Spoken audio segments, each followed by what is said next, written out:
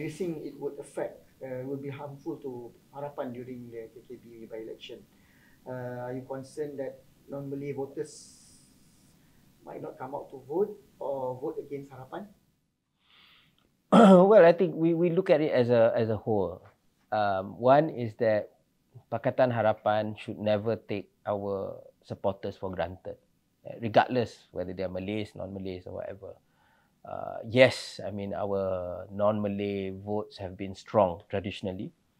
But actually, I mean, in the past, we've also had very strong support from urban Malays, although I think that has come to challenge in the last PRN.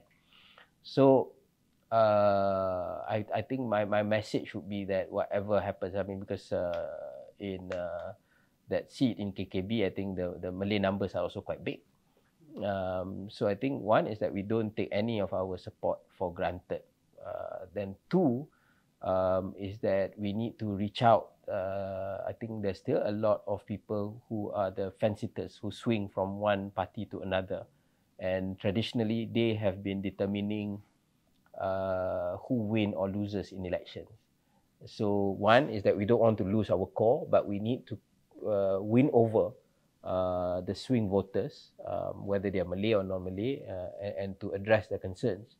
I think, you know, if we go the right way, you know, we can still, I mean, the track record of the late YB is really good. I mean, I know her personally. But yeah, I mean, we need to address the swing voters so that, you know, they don't, they come out to vote for us, right? Because they may not vote for PN, they just stay at home, or they vote for a third party candidate, I don't know. But we just have to make the case that it's worth it to vote for Pakatan Harapan. I don't think any party should be comfortable or take anything for granted, whether it's Malay or non-Malay support. Two, I think, you know, for us, ultimately, it's about doing the right thing, communicating it to the voters. Okay, I won't say that support is not important. Of course, support is important, right? But what we try to do is trying to do the right thing, which may be controversial to some people, right? But just then you have to communicate it well to the public. We can't outflank Perikatan Nasional in terms of playing the Malay card or the Islamic card, because we know that that is their comparative advantage in a way. But not every Malay, even in the rural areas, not all of them vote purely for Malay, for racial or religious issues. Okay, I would argue that a lot of their votes are also based on socio-economic considerations. But sometimes the way it's what you call that, translated, is that people see that they vote for people think that they vote for racial, religious reasons, but the underlying thing is still socio-economic. Okay, that's a component lah. So what I'm saying is that is where we should address. Traditionally, if you see PH, keadilan, we've always had a strong point with the Malay working class in the or Malay middle class and to a certain extent working class in the urban areas, right? So they vote because they are unhappy dulu with GST. But when they transfer to vote for, say, PN or whatever, it's being disguised as a racial thing. But the underlying thing is still socioeconomic for some of them. So I think we need to win them back, right? So those who, for them, number one is still about race and religion, we can't win them back because it's very difficult for them to vote for PH, right? Essentially, we need to reach out to the floating voters, and we need to come up in a way that is consistent to our values. You know, we can't pakai tengkolok angkat keris ke apa, then it doesn't win us votes because people don't see as our thing. That's not keadilan's thing. Our thing is about reform, it's about social justice, which transcends race, and that is where we should continue to talk about. Yeah, I mean, I think, it's not easy, all right? I think, and I think what's commendable is with this government is that we're pushing through a lot of economic reforms, retargeting of subsidies, we're doing PADU, PM has even talked about what do you call that, pensions reform.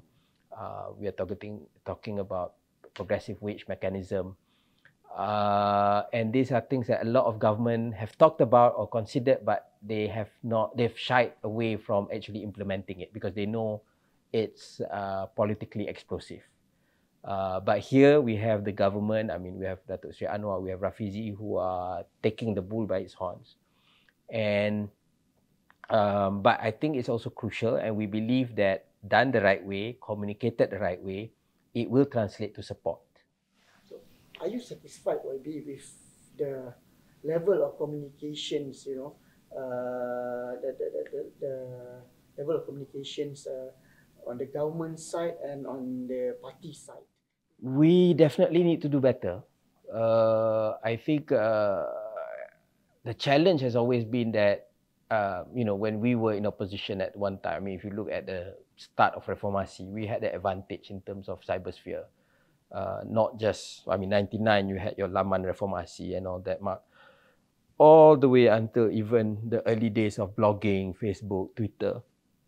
But we can certainly see that when it came to TikTok, I think then we've started to take a backseat, even now with Facebook and whatnot. Yes, now we probably have better access with regards to the official media, but you cannot abandon social media. And I mean, if you're talking about TikTok, it's not even abandoned because we didn't have it in the first place. TikTok we have always been sort of in a not dominant in TikTok. So we just have to find ways to reach out. The public are much more demanding and questioning and critical. So we have to reach out and address that.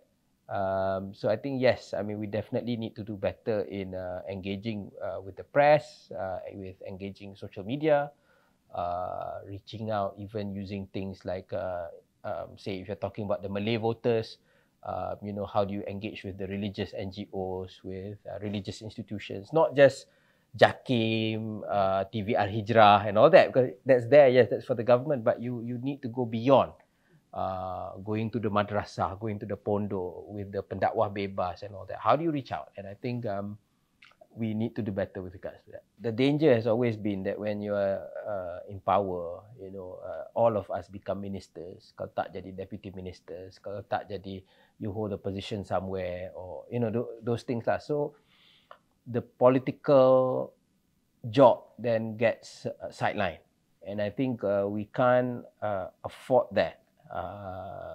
If we need be, then we have. The party has 1 million members, right? So if berapa orang je jadi menteri, berapa orang je dapat jawatan, right? So that means that we have to grow and broaden our operations, and continue to do the political work, not just keep doing the government work, but forget the political work. I think that's crucial, because it happens everywhere. When you become government, then suddenly you think that you're so important, you think what you're doing is so consequential that you can win or lose elections just by being a menteri. No,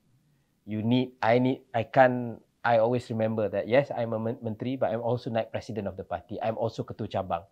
So those are things that I have to bear in mind. And I think a lot of our, our supporters, our people who have voice in the social media and whatnot, they just need to be engaged. If they're engaged, I believe they can, they will have an impact.